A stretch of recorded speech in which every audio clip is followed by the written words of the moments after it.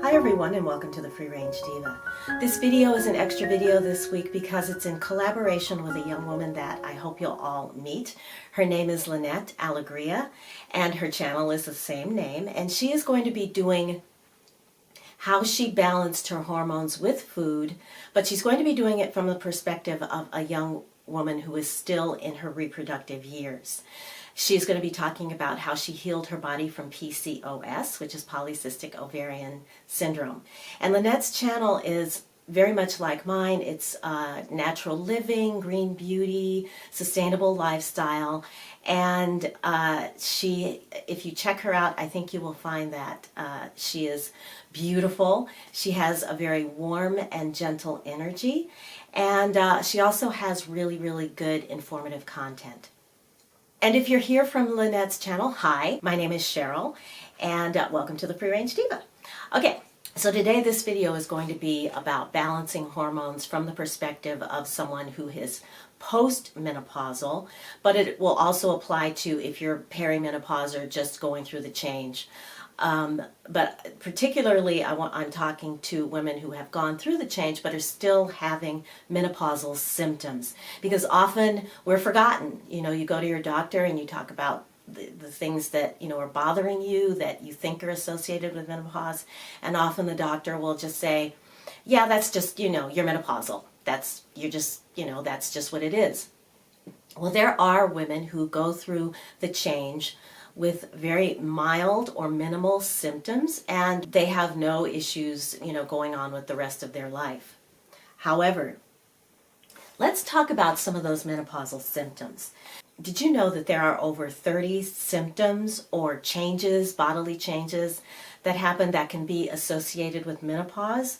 Not only what we commonly hear, hot flashes, night sweats, mood swings, weight gain, brain fog, but there are things like frozen shoulder. I've had two. Depression, headaches, heart palpitations, bladder control issues, fatigue, burning mouth, dry skin, dry mouth, thinning hair, chills, and obviously the inability to concentrate, which is what I'm reading right now. Additionally, there are changes that require a doctor's attention. Things like elevated cholesterol, glucose intolerance, elevated blood pressure, elevated homocysteine levels, and the onset of allergies. So when I found myself suffering from things like intense hot flashes, maybe 10 to 15 a day, night sweats, mood issues, depression, I ended up going to have my hormone levels checked. And my thyroid and cortisol levels all checked out in, perfect. They were very, very good.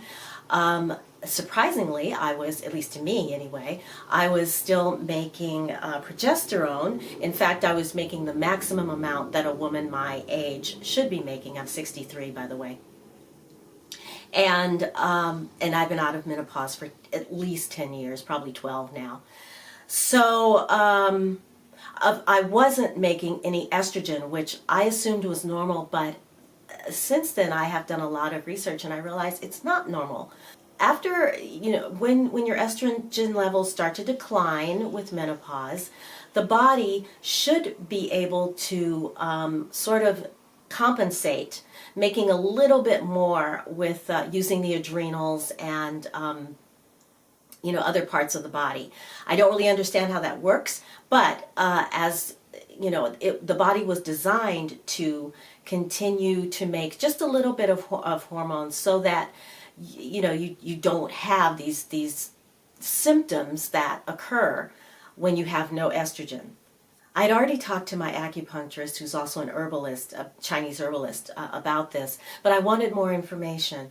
So I had a consultation with a functional medicine doctor, and I've also started working with Dana Lavoie, who is a Chinese herbalist, acupuncturist, nutritionist, and has a channel here on YouTube. In fact, as I'm taping this, I'm in the middle of my second workshop with her, and this one is all about food. So by the time this goes up, I'm sure I'll have a lot more information than I do right now. But all three of the people that I talked to said the same thing. For example, the functional medicine doctor told me that if I would work with her, she would first start with food, that there are foods that can help the body balance its hormones. If I was still having issues, we would move into herbals and supplements. And if I was still having issues after that, then she would use a little bit of hormone replacement therapy. And each of the people that I talked to all said the same thing. It all starts with food. So that's what we're going to do today. We're going to talk about some foods that will help you ease menopausal symptoms, make the change less, dramatic, and keep you on an even keel as you continue your life after menopause. So this is the number one food that I have been using. This is flax seeds. I use this by grinding up 2 tablespoons and consuming that in the day. Sometimes I'll just dump the whole thing in a smoothie. I can add it to things like hot cereal, oatmeal, fresh salads is what I was trying to say. Salad dressings, vegetables, in eggs. I'd mix it up in eggs. And this flax has lignans, and these lignans are phytoestrogens. And phytoestrogens are a weak estrogen. They don't come with the negative things that we know, that we have learned about, too much estrogen in the system, because this doesn't give you too much. People have been eating foods like this for thousands of years safely. So once I started consuming this, it took a couple of days, but immediately I noticed that hot flashes decreased. I went from 1 every hour in the mornings with a little bit of a drop off in the afternoon, and then picking up in the evenings, very intense and very frequent. And I went from that to every so often I'll have what I call a warm flash. Some days I don't have any at all. And because this was such, and that's all I added to my diet. That's the only thing I changed, was to add this. And the results were so dramatic that I decided to look into this more and add some more things to my diet. So flax was the first. The other thing that is essential for balancing the hormones is water, getting enough. And the reason is water helps the body to detox and get rid of excess hormones. And we should, as far as how much water we should be having, we take your weight and divide it in half, and that is how much water you should have in ounces. So if you weigh 100 pounds, you need 50 ounces of water. If you weigh 200 pounds, then you need 100 ounces of water per day, or some similar liquid. Obviously nothing caffeinated, but herbal teas, and that qualifies as well. So what I do is first thing in the morning, I drink a 10-ounce glass of water. Then I make my coffee decaf, and then after that I drink another 10 ounces of water before I finish my breakfast. So I'll combine it with a smoothie if that's what I'm having, or I'll just drink it down. And at that point, I have had more than half my requirement for the day. The rest of the day, then I can just sip on, I get my big water bottle and just sip on that the rest of the day, and I'm good. The thing about water also is that for women, particularly if you're having hot flashes, you would want to have water that is room temperature or warm. Avoid ice cold water. And the reason is, in Chinese medicine, there's something that they call the yin and the yang, which is basically how the body maintains its balance. You should have a balance of things. So think like hot and cold, wet and dry, inflammatory response versus anti-inflammatories. The body, if one of these is out of balance, then you're going to have symptoms. And with menopause, it's usually the yin that is weak. That is definitely what I was told by my work with by Dana Lavoie, as well as my own, my own acupuncturist that I have here in LA, is that I have weak yin, which is not uncommon with women who are going through, a lot of these issues. For example, the frozen shoulder was another indication of this weak yin energy. And so cold water makes that even worse. So that's why, room temperature water is best. Next is fruits and vegetables. These have trace minerals, phytonutrients, things like lots of vitamin B and vitamin C that is necessary to help the body build hormones. It is recommended that you get about 50% of your diet in fruits and vegetables. You can start off in the mornings like I do with a fruit and vegetable smoothie. Already was having a fruit smoothie. I've added more vegetables to it. And then just add extra vegetables to whatever you're eating during the rest of the day to get you there. The next food I'm going to be talking about is beans and legumes. These have phytoestrogens in them. So not only things like black beans or pinto beans, or think of things like lima beans, black-eyed peas, butter beans. Think of cannellini beans, which is what is here in a jar, not in a can. My particular favorite is hummus. Chickpeas are a phytoestrogen, and what makes this such a perfect food, in my humble opinion, is because this also has sesame seed tahini paste, which is made from sesame seeds in it. And sesame seeds they help the body to make more progesterone. Because there are no food sources of progesterone. There are herbs and other foods that can help you to make more, however. So, and if you want to know more about progesterone, I'm going to link a video below from Menopause Taylor's website, who has a ton of information on this subject. And in fact, if you click on the show more, there'll be a ton of references and other information down there as well.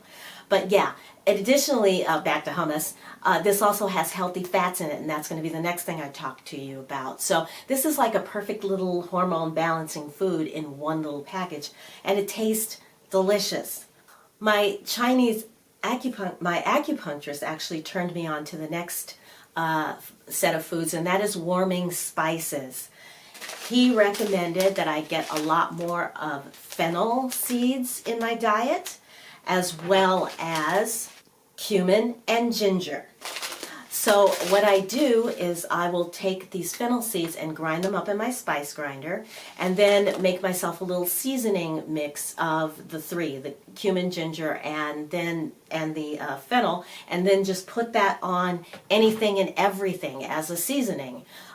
Meats, fish, eggs, vegetables. They're delicious, and these are very pungent spices, and again they address that weak yin situation by helping to warm up the body so that the body doesn't think that it's cold and have to constantly try and warm itself, i.e. hot flashing. Healthy fats. Your body needs fat to build hormones. And there are all kinds of hormones that the body needs to make, not just the sex hormones.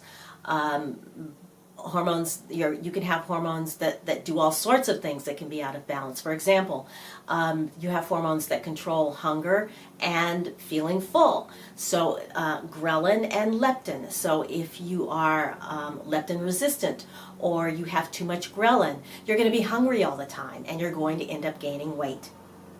So healthy fats help the body help the body keep all of your hormones, your endocrine system, in balance.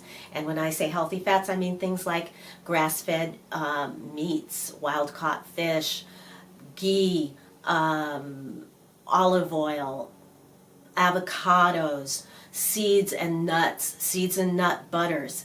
These all provide the building blocks that the body needs to stay healthy and to stay in balance. And the last thing I want to talk about is soy. Soy, there's so much information about soy and its impact on your hormones, good and bad. So to be safe, what I would say is, if you're going to eat soy, and I do have tofu occasionally, stick to fermented soy, first of all, so natto, tempeh, miso, love miso soup.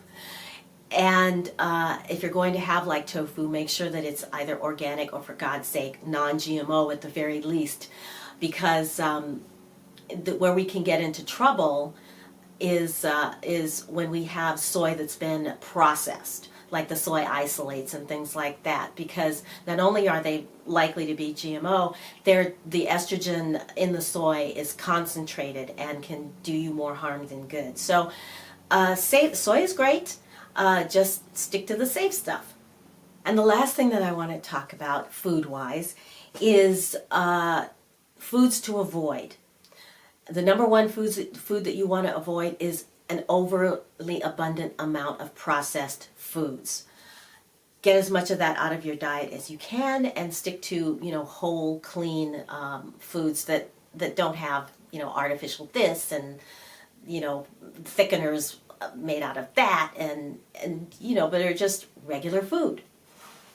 The other huge thing that you want to get out of your diet and out of your lifestyle completely are xenoestrogens. Quickly, these are things like BPA, bisphenol A, which is found in plastics themselves, foods with pesticide residue, parabens, any artificial additives, commercially raised meats, and dairy. Petroleum derivatives, which are often found in tap water, phthalates, and dryer sheets. Ugh, I hate dryer sheets. What xenoestrogens do is they get in the body, they attach to your estrogen receptors, and the body thinks that it's got like some supercharged weird estrogen going on, and it reacts in very negative ways. Often it causes things to grow out of proportion, things like fibroids, cysts, and cancerous tumors. These can also cause unnecessary weight gain.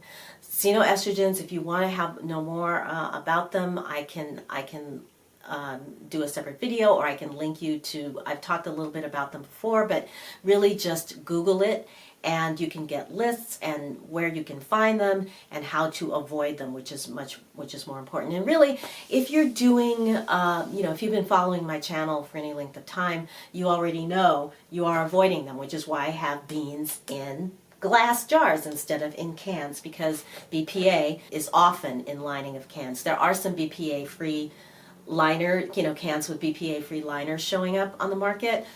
However, those linings are made out of corn, so those were a non-starter for me. So canned goods and me, no. Okay, everybody, so I just want to let you know that where I am today is I feel like a normal human being again. I'm still, getting through some brain issues, but I am my thinking is so much clearer. It's much easier to form thoughts and sentences, and I can concentrate over long periods of time. As far as hot flashes, I already told you about that. Night sweats, no, just gone. I sleep a lot better than I did back in September and October when I started this journey. So there you are. I hope that this video has been helpful. I hope you'll give some of these foods a try. If you do, let me know your experience. I'd love to know how you're managing your menopause. So let me put that in the comments below, because the more we share and talk about these things, the greater our knowledge base will be. Thank you so much for watching today. If you enjoyed this video, please give it a thumbs up and subscribe, of course, if you haven't subscribed already, because I would love to have you, and hit that subscription bell so you won't miss my next video. All right, everyone, until I see you again, I wish you a wonderful day, a wonderful week. Take good care of yourselves, and I will see you again very, very soon on Tuesday. Bye, everybody.